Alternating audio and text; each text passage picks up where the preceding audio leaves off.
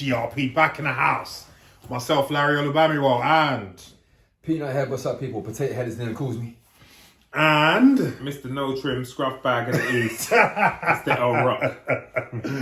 Yeah, man, as always, we are here as gym rats and actors giving you our perspective on everything entertainment, especially movies and TV shows. So, without further ado, we'll get into our first topic, and that is, so as some of you might have noticed, we've left off reviewing Andor for a little while since episode 5, I believe. Yeah. So now we are going to give you our reviews of episode 6. Was it 12? Right, we're just going to tell you what we thought of the season the last finale. Episode, Basically. But it was all Damien's fault. What? Hey! Kind of. He was on sabbatical. Kind of. On sabbatical, And apparently, so... he was our... I'm not even Resident- down the Resident second Soul, mode for yeah, what's going on over here. He It was was the sabbatical and resident shit. Star Wars Don. Oh, okay. I Yeah. know as much as you do when it comes to Star Wars, damn it, Mr. I ain't watched the last 2 episodes. Well, anyway, let's just say, for me, I haven't watched Mandalorian yet, and I will watch Mandalorian before the 3rd season comes out. But from what everyone is saying, this is better than Mandalorian. This is the thing, I don't have as much of a comparison as Leon can make, because I know you've seen the whole of the 1st season of Mandalorian, so you definitely make a better comparison than I can do, but I freaking love this show. Yeah. It's brilliant. Yeah. It's so freaking That season finale was fire. Yeah. Was fire. It's introduced so many things, and at first I wasn't excited about it. When I first heard that they were going to do a season 2 of this was like midway through. Even though I was liking the show, I weren't really excited. I just thought, you're milking this. Yeah. But after seeing the second half of the season, Yeah. I'm just like, yeah, give me season 2. Like bring it. Do you know what I mean? Especially the way that season ended, didn't it? It was crazy. It was crazy. But anyway, the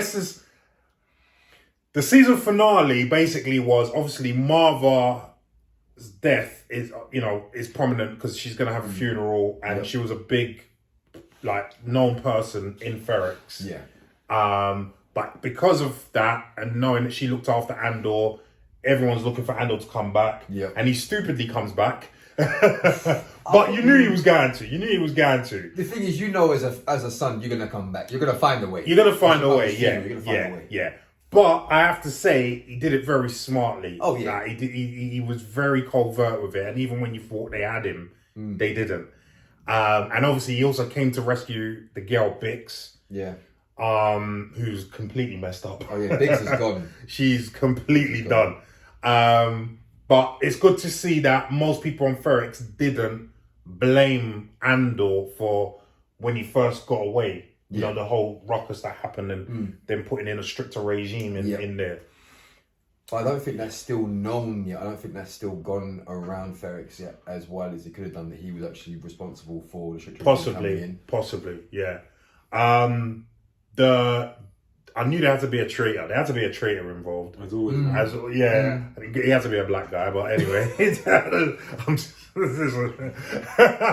But and then the two girls who were sent there to kill him from the Prince and Val. Yeah. Do you know what? I that's the only weak part for me, because they weren't trying very hard. Well, it's the idea that they're not supposed to kill him because he sends him there. He wants to find out what's going on, and they're waiting to find him.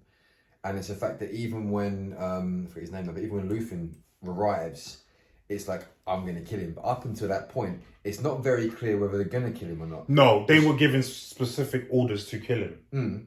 But it's still, there's a discussions back and forth about, we need to know what he said. So it's almost like they're doing reconnaissance to find out what's going on in Ferrex, who knows what. And then when he pops up, we're killing him. But the thing is, when he does pop up, they don't see him.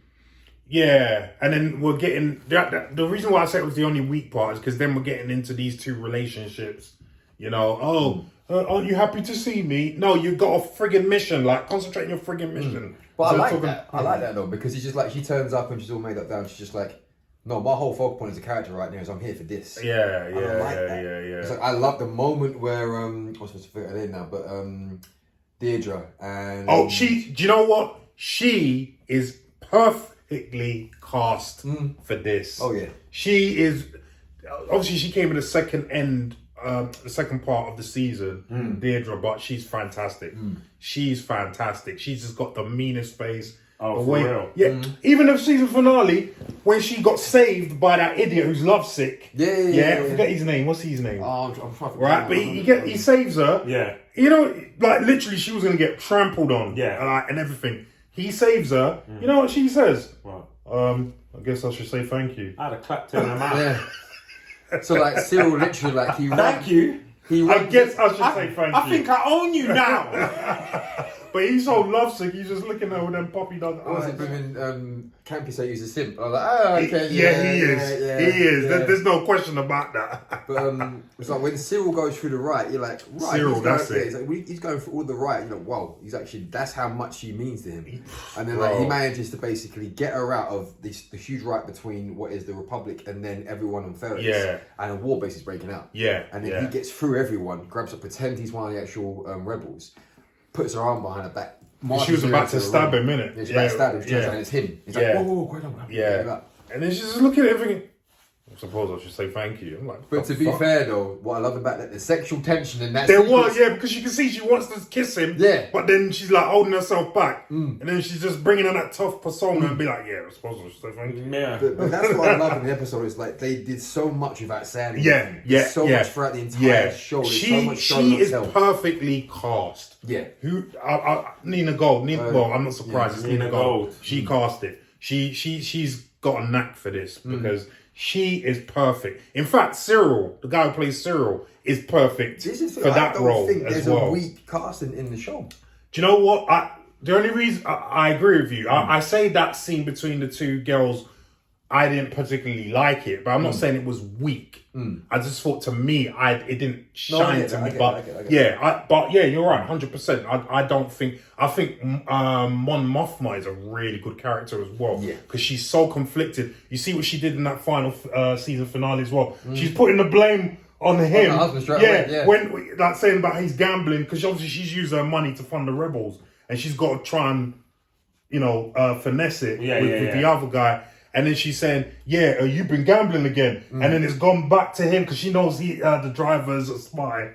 And he's going back to the Empire saying, yeah, he's been gambling and rented. And they go, oh, so that would explain the discrepancy in the accounts. And you know what I mean? So she threw her husband under the bus. This is how you can tell this show is so good, right? When we started this, I was excited. Leo as a Star Wars fan was getting excited. And Larry was kind of here. Yeah. You right now, see how excited you are. Like a kid in a candy store. Pretty much. That tells you the effect the show has. Fantastic writing. This is what Obi-Wan should have been. Oh yeah, by far. Do you know what I mean? Yeah. This is what Obi-Wan should have been. And if they can continue in this vein with Star Wars projects, the future looks bright for Star Wars projects. The future looks orange. Yeah. You remember that? Are they still no project going on? No, are that's they? now O2. Yeah. Oh yeah. Before it was orange. Yeah.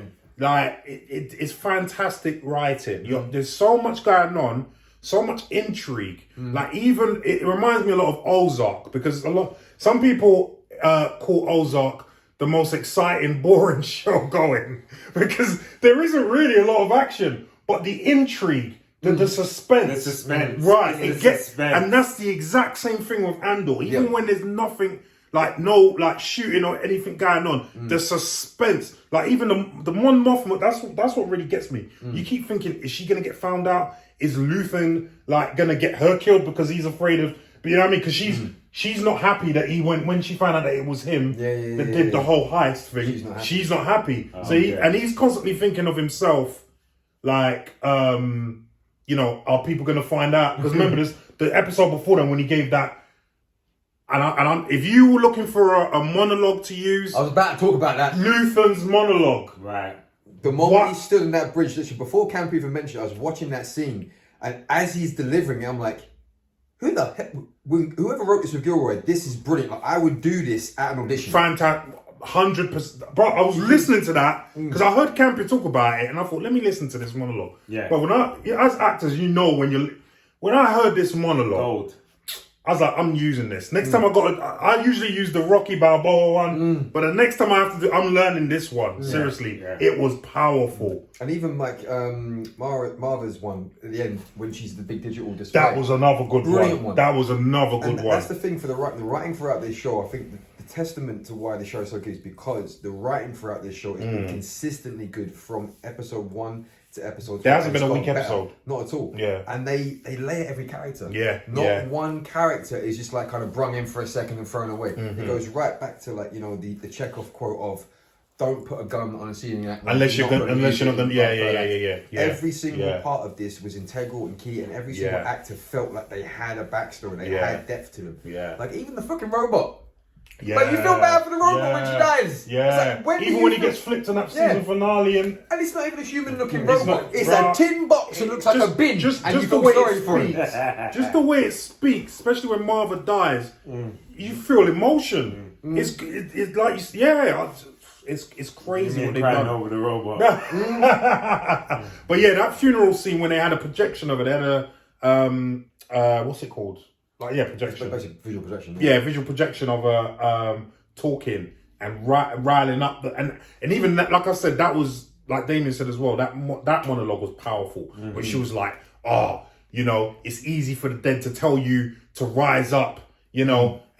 But still, it's something that you got to do, Rare. And I wish if I had my time again, Rare, you know, let's do these bastards, something to that effect. You know what I mean? And then they tried to. It's too late then, but they were trying to cover up the thing to stop it. But they're all riled up. Then they're just ready to go. When the bell ringer front kicks the stormtrooper.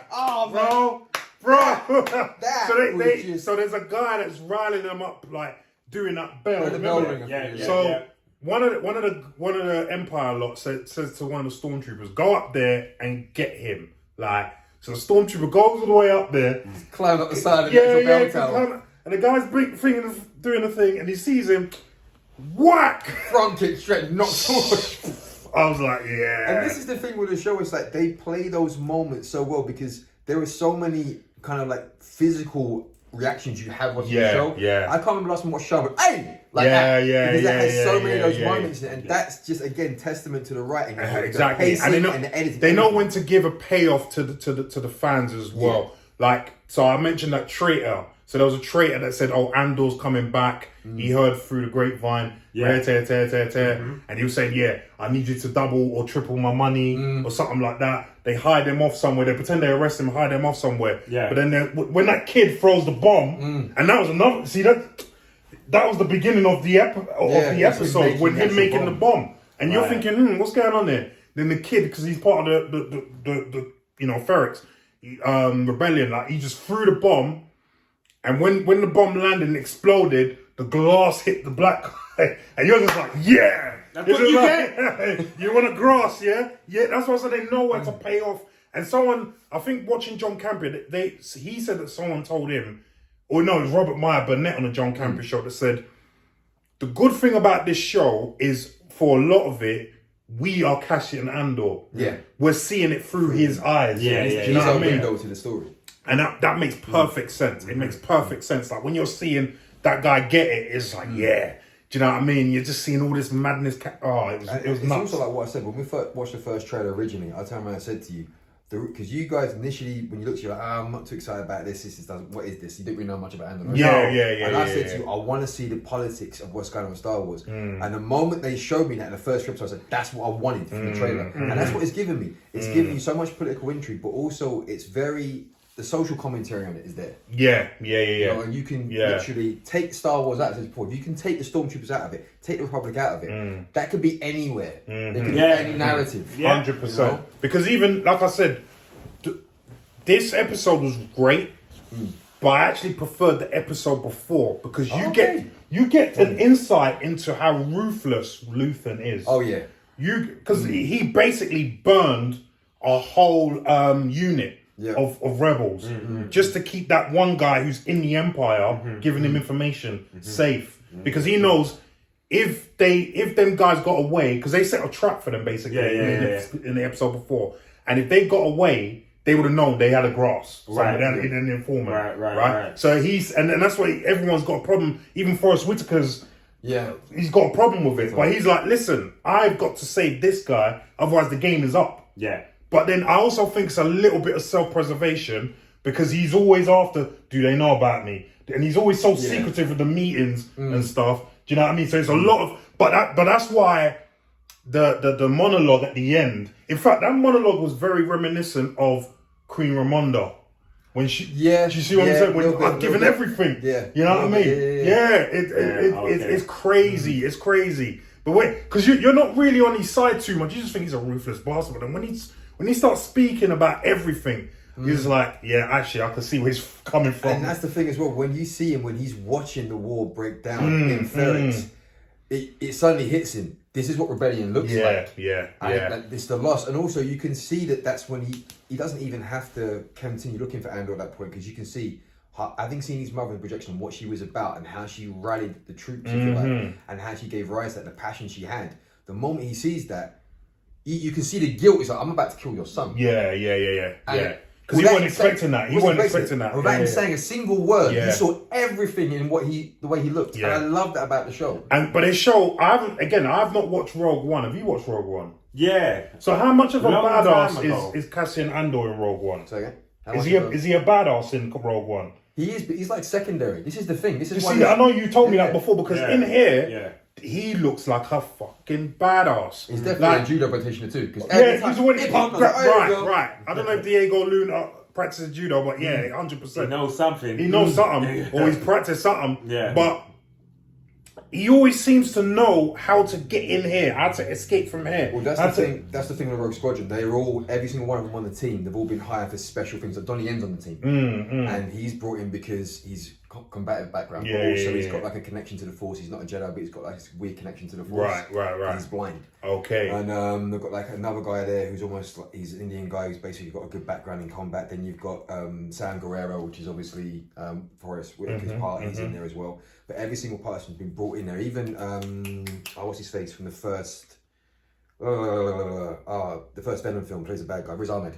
Oh yeah. He's in there as well. He plays one of the main pilots. So Well, every single Arizona. person is like they've all been pulled together because of their skill, and it's this team that has to pull off the biggest job, which you see what they're building. The Death Star. That's what I was like. That was a wicked payoff for me, you know. Yeah. So after, and it's weird because I got You a don't good payoff. expect it as well. No, you don't. You get a good payoff when because Cassian then presents himself to Luthen on Luthen's ship, Right. And he's like, "You want to kill me?" And this is what I'm saying. They showed that he's such a badass without showing him too much fighting, because just doing that alone shows you what a bad man you are. You the man's looking for you, you know, and he's because remember he clocked him very early on that he's there, right? But he didn't do nothing, didn't say nothing, let the thing play out, and then he lands on man's ship, and he's like, "Yeah, you want to kill me, innit?" And he goes, "There's the gun." And he goes, "Yeah, you can either kill me or you can take me in." And that's when he realised, I can use this guy. You know what I mean? But that's why I had issue with Campus. I didn't like the ending. I'm like, hold a second.